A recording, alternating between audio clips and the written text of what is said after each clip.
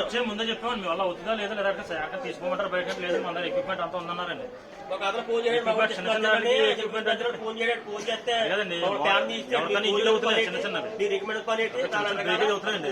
వాళ్ళకి ఆపరేషన్ చేసి మంచి చచ్చిపోవడంటే దానికి అర్థమే ఉందండి. హాస్పిటల్ ఎందుకంటే ఇంకా చెయ్యరికి ఇద్దని వెళ్తాం, దాన్ని చచ్చిపోవడంటే మనం ఏం చెప్తాం ఇంకా ఇప్పుడు బుర్రకి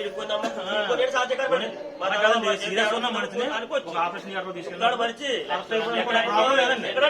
ఇక్కడ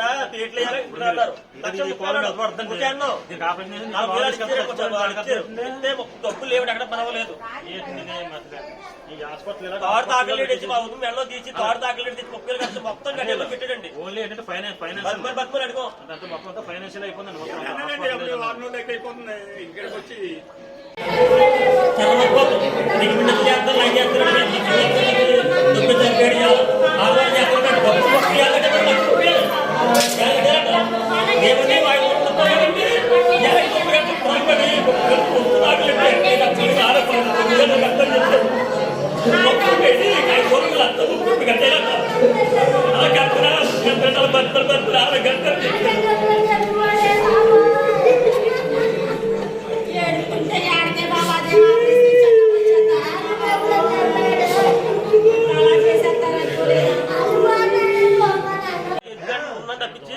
ప్రతి ఒక్కరు కూడా వచ్చిన వాళ్ళు 9 మంది ఉంది. హాస్పిటల్ కింద వచ్చారు పక్కన కూడా ఉన్నారండి. మా కరం కార్పొరేట్ బాగుంటుంది ఇంట్లో జాయిన్ చేసేవాళ్ళు. ప్రతి ఒక్కరు వచ్చిన ఎందుకు జాయిన్ చేసేవాళ్ళు కట్టమన్నాడండి.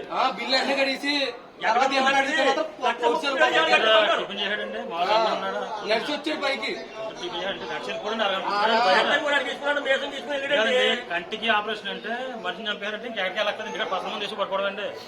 చిన్న చిన్న దెబ్బగా మనిషి చంపారంటే ఇంకా హాస్పిటల్కి వెళ్ళి పనే లేదండి. నిజంగానే ఎవరంటారు కాదంటారండి. హాస్పిటల్ అండి లేదండి, ఒక షుగర్ లేదు, లేదండి, మొత్తం టెస్ట్ చేసే కదా ఆపరేషన్ తీసుకెళ్తారు. మనం జరిగిందండి ఒక తేడా ఇలాగ స్టోక్ వచ్చేసి ఇప్పుడన్నా చెక్ చేసుకుని తేడా ఉంటే చేయరు కదండి.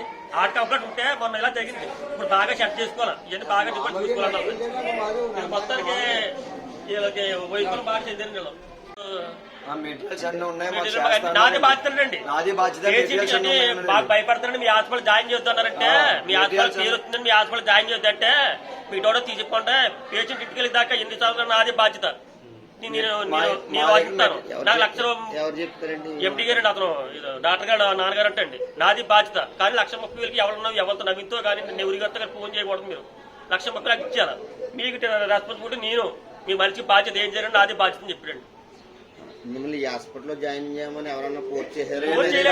యాక్సిడెంట్ అయిందని అలా ఉండిపోయింది. చీకట్లో తీసుకొచ్చి జాయిన్ చేశారు. కానీ ప్రతి ఒక్కరు కూడా వచ్చి హాస్పిటల్లో చచ్చిపోతారు మనుషులు వద్దు ఎందుకు చేశారన్నారండి. ఏదో మాకు పోయిగా మేము ఇప్పుడు రాబోతున్నామండి. అక్కడ ఏం జరిగింది వెళ్దాం, మీరు ఎవరు తీసుకెళ్తూ ఉంటాం కానీ మా బాబాతో మేము ఉంటాం కదండి.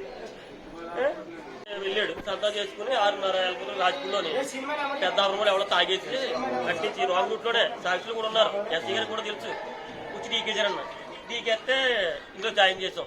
టెస్ట్లో చేసి రాజమండ్రి స్కానింగ్ చేయమంటే 7,000 తీసుకొచ్చామన్నా. తీసుకొచ్చేసి మన్నాడు బాగుందా రాత్రి బాగుందన్నారు. ఆ మధ్యాహ్నం ఫోన్ చేసి అబ్బా లోపల తేడా ఉంది ఆపరేషన్ పడతామా 1,30,000 అవుతుంది. అది 2 రోజులకు డబ్బులు ఇవ్వండి లేవండి మాకు ఇబ్బంది అండి ఏదో కూరవండి అయితే 1,30,000కి సెట్ చేసి ఆపరేషన్ ఆదివారం ముందర 4 రోజులకు చేస్తారని ఆదివారం పెట్టాడు డాక్టర్ ఆపరేషన్. ఏం పెట్టుకుని ఆపారు. మధ్యాహ్నం దాకా 2వ దాకా చెప్పలేదు ఆకలితో ఉండిపోడు. అప్పుడు ఏదో చెప్పి ఇవాళ లేదు తర్వాత చేస్తాం ఆపరేషన్ అన్నారు. నిన్న చేస్తారని నన్ను చూసాను అన్న లేదు ఇవాళ 2 గంటలు చేస్తామని తీసుకెళ్ళారు. డబ్బులు కూడానే ఇప్పుడు ఆపరేషన్ అంటే 5 రోజులు అవుతారు. డబ్బులు లేకపోవచ్చు.